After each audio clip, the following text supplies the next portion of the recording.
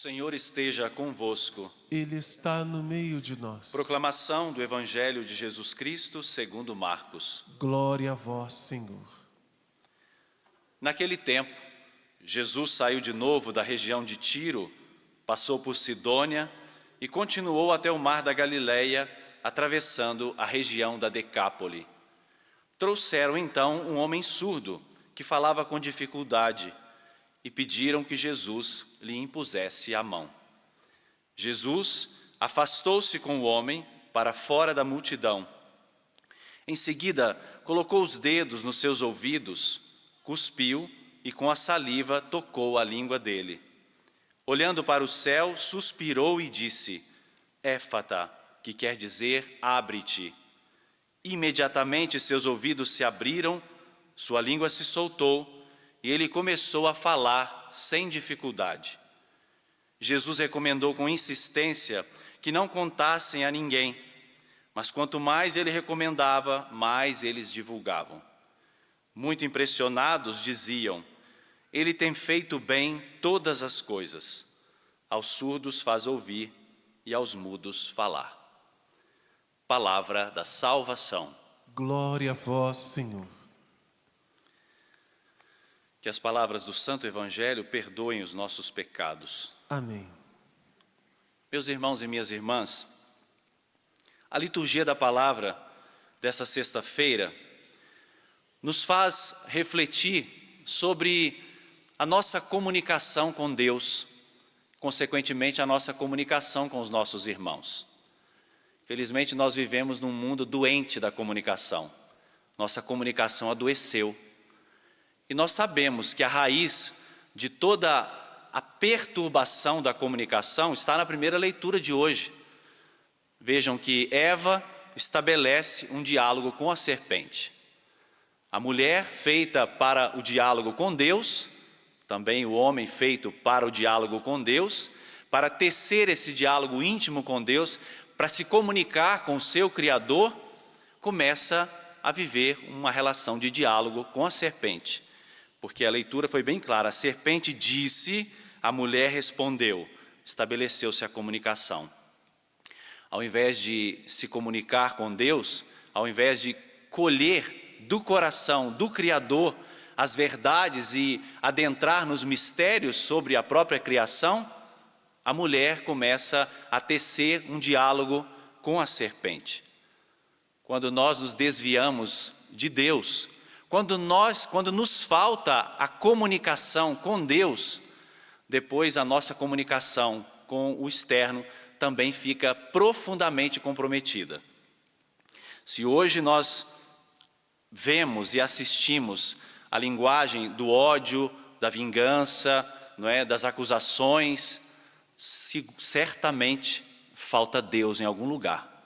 Porque quando existe esse diálogo profundo com Deus, nós com certeza vamos saber nos comunicar uns com os outros e vamos entrar na linguagem do amor, que foi a linguagem que Jesus veio nos ensinar. A página do Evangelho que nós lemos hoje é a cura desse homem surdo mudo. Na verdade, o que o autor sagrado quer nos ensinar é muito mais do que o fato em si de uma cura. É muito mais do que a cura física que Jesus realizou na vida desse homem. Mas algumas coisas são interessantes aqui nesse evangelho de hoje, que nos faz refletir de fato sobre a comunicação, como eu disse, para ajudar-nos a curar a nossa comunicação com Deus, com o nosso Pai do céu, porque é interessante a palavra que Jesus usa, e o autor sagrado fez questão de reportar na mesma língua de Jesus, éfata, é aquele sinal que o sacerdote faz no momento do batismo, sobre os ouvidos e a boca da criança, para que ela imediatamente aprenda a escutar a palavra de Deus e depois a proclamar a palavra de Deus. É uma liturgia batismal, essa da página do Evangelho de hoje. Abrir o homem para a comunicação com Deus. Abrir o homem para que ele estabeleça de fato essa comunicação profunda com Deus. Vejam, Jesus está numa região pagã, a região da Decápole, não é?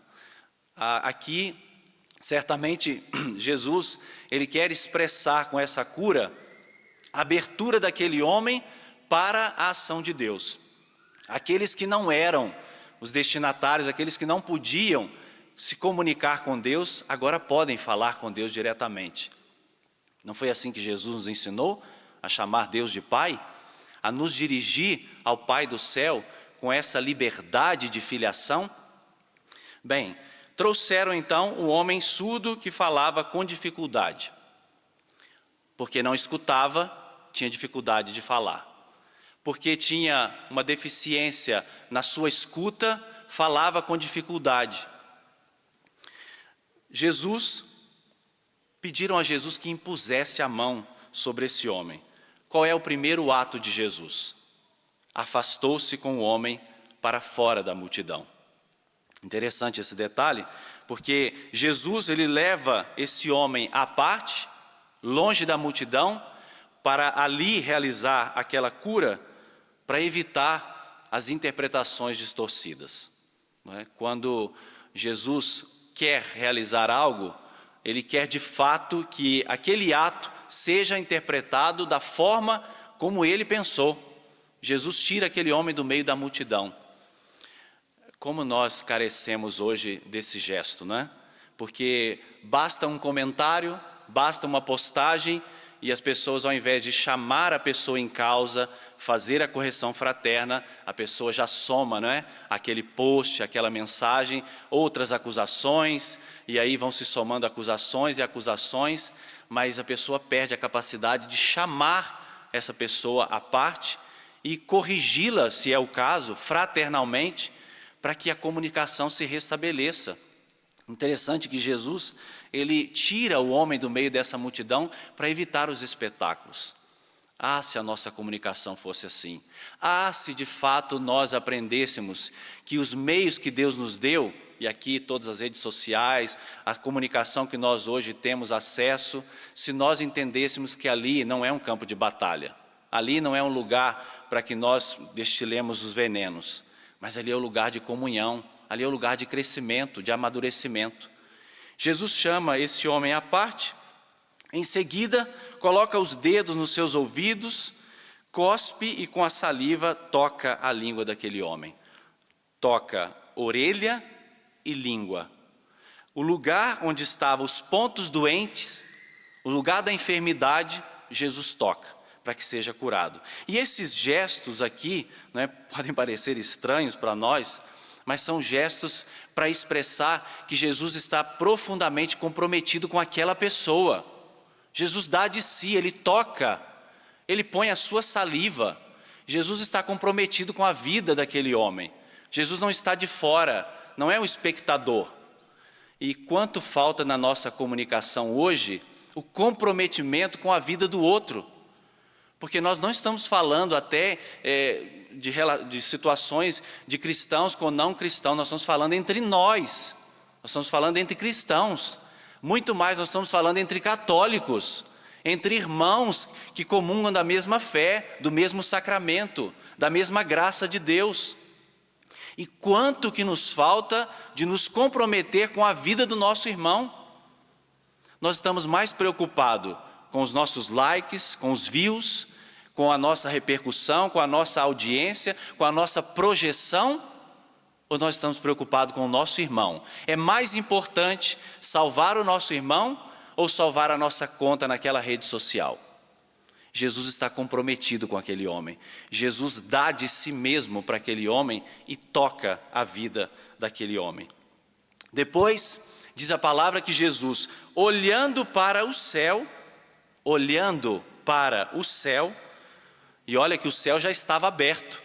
No batismo de Jesus nós vemos essa imagem, não é? O céu se abre e vem a voz do Pai do céu, porque a partir dali o homem agora pode se sentir filho. O céu está aberto porque o Pai do céu quer estabelecer uma relação filial com cada um de nós. Nós não somos mais escravos, nós somos filhos. E Jesus olha para o céu para dizer, olha, o céu está aberto, são vocês que estão fechados. É o coração do homem que está fechado. Aquela surdez e aquela dificuldade de falar não era só física. O autor sagrado quer falar dessa incapacidade dentro de nós, desse fechamento nosso, aquela comunicação com o Pai do céu. Os céus já estão abertos, somos nós que nos fechamos. E quando Jesus olha para o céu, Jesus quer trazer a referência maior, que é o Pai. Jesus quer mostrar para aquele homem a ligação mais profunda, mais essencial da sua vida, a ligação com o Pai do céu. Jesus é movido pela comunhão que ele tem com o Pai. Jesus não estabelece com aquele homem um diálogo a partir do ódio, a partir de vingança, a partir de partidos, ideias, pensamentos, viés ideológicos, nada disso. Jesus está preocupado com o Pai, e é a relação dele com o Pai que alimenta aquele diálogo com aquele homem. E aí Jesus suspira, vejam que interessante essa expressão do suspirar. Jesus quer dar o espírito novo para aquele homem. Jesus quer restabelecer no coração daquele homem a capacidade de uma comunicação nova, para que ele se abra ao mundo, para que ele se abra às pessoas. Éfata, abre-te, nada de fechamento, abre-te. E aí aquele homem imediatamente tem restabelecido a sua audição e a sua fala, os seus ouvidos se abrem e a sua língua se solta, e ele começa a falar sem dificuldade. É restabelecida naquele homem a graça de uma relação sadia consigo mesmo, porque certamente quanto aquele homem vivia fechado em si mesmo, com a sua incapacidade de se comunicar com os outros e com o Pai do céu. Percebam, finalizo, as pessoas que estavam ali à volta, vendo aquela cena, começaram a dizer: ele tem feito bem todas as coisas. Veja, isso aqui não está aqui por acaso. Ele tem feito bem todas as coisas. Isso aqui remete ao Gênesis. Se recordam? Quando Deus havia criado tudo, Deus viu que tudo era muito bom. Jesus começa a colher aqui o resultado da sua ação. A avaliação da sua ação foi essa. As pessoas atribuíram a Jesus aquilo que estava atribuído ao Criador. Vejam o resultado da ação de Jesus, da comunicação de Jesus. As pessoas ligam Jesus ao ato do Criador, quando Deus criou todas as coisas e viu que tudo era bom. Nós nos perguntamos: qual é o resultado da minha comunicação? O que eu produzo quando eu posto uma frase? O que eu produzo quando eu rebato alguma coisa? Quando eu comento alguma coisa? Será que, movido pelo Espírito de Deus, eu tenho a consciência do que pode gerar aquele meu comentário? Qual é o resultado daquele meu post, daquilo que eu falo nas redes sociais? Será que depois daquilo que eu posto, o resultado é esse? Veja como ele faz bem todas as coisas? Ou o resultado é mais ódio, é mais vingança, é mais desunião, é mais crítica? Nós precisamos pensar muito bem. Minha mãe sempre dizia para mim: você tem que pensar 1, 2, 3 vezes antes de falar, porque depois que falou, acabou, não é? Então, quem sabe hoje, movidos pelo Espírito, o Senhor não cure essa doença na nossa comunicação, de não pesar as nossas palavras, de não medir as nossas palavras, de não compreender que do outro lado estão os nossos irmãos, que precisam também crescer, que precisam amadurecer, mas não vai ser dessa forma. A gente precisa voltar à linguagem do amor, que foi essa linguagem que Jesus nos ensinou. Inclinemos por um instante a nossa cabeça.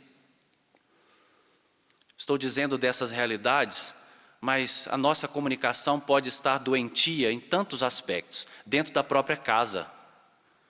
O marido que não fala direito com a esposa que não fala direito com o seu marido, os filhos que respondem mal aos pais, a nossa comunicação com os nossos vizinhos, com as pessoas que trabalham conosco, nossa mania de muitas vezes perder a capacidade de edificar uns aos outros com palavras de fato que vão construir. Que o Senhor nos cure hoje da doença da nossa comunicação errada. Quantas vezes nós fizemos como Adão e Eva, estabeleceram um diálogo com a serpente, e não com Deus. E a serpente é mentirosa, a serpente é enganadora, a serpente só quer produzir a divisão, porque ele é diabolos, aquele que divide. Nós não queremos divisão, nós queremos nos unir num só rebanho, debaixo de um só pastor. Cura, Senhor, no meu coração, no coração dos meus irmãos que estão aqui, daqueles que estão acompanhando em casa, a doença da nossa comunicação. Nós ficamos adoecidos, Senhor, na nossa forma de ouvir, na nossa forma de falar. Somos incapazes de ouvir as pessoas, nos tornamos intolerantes, nos julgamos mais perfeitos, mais sábios, conhecedores da verdade e perdemos os nossos irmãos. Ganhamos a fama, mas perdemos os nossos irmãos. Não é isso, Senhor. Nós não queremos isso para nós, para a nossa igreja, para o mundo. Nós queremos que se estabeleça o Teu reino de paz, o Teu reino de amor, o Teu reino de concórdia. Derrama sobre nós o Teu Espírito de unidade. Quanto nós precisamos do Teu Espírito, Senhor. Nós nos afastamos de Pentecostes. Nós nos afastamos, Senhor, de Pentecostes. Vivemos Babel. Renova hoje no nosso coração a efusão do Teu Espírito, Senhor. Que consigamos, Jesus, viver a unidade, um só coração e uma só alma, que é o projeto do Pai para nós. Derrama sobre nós que estamos aqui, sobre aqueles que estão em casa, sobre toda a igreja, a graça e o dom do Teu Espírito Santo, Senhor.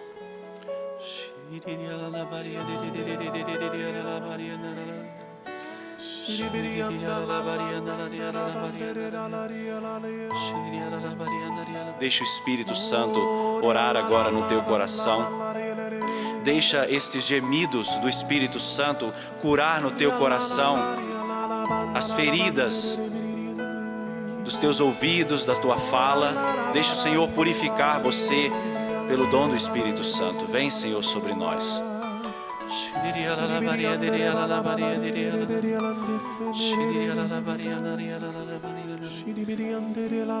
Dá-nos sempre, Pai do céu, o Teu Espírito Santo. Nós precisamos. Dá-nos sempre, Senhor, do Teu Espírito.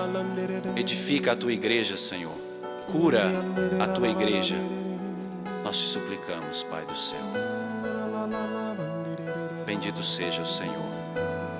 Glorificado seja o Senhor, agora e para sempre. Glória ao Pai, ao Filho e ao Espírito Santo. Como era no princípio, agora e sempre. Amém.